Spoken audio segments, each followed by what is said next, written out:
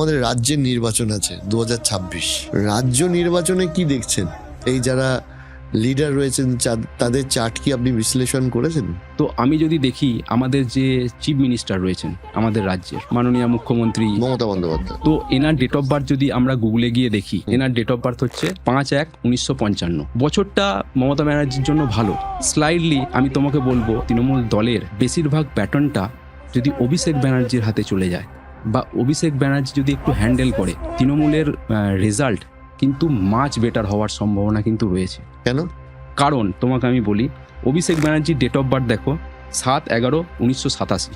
Google থেকে আমরা এটাই পাচ্ছি, এবং এটাকে টোটাল করার পর সিঙ্গেল ডিজিট যদি তুমি করো, এক সংখ্যার উপর দিয়ে আসবে। এক হচ্ছে সূর্যের নাম্বার, কিছুক্ষণ আগেই বললাম।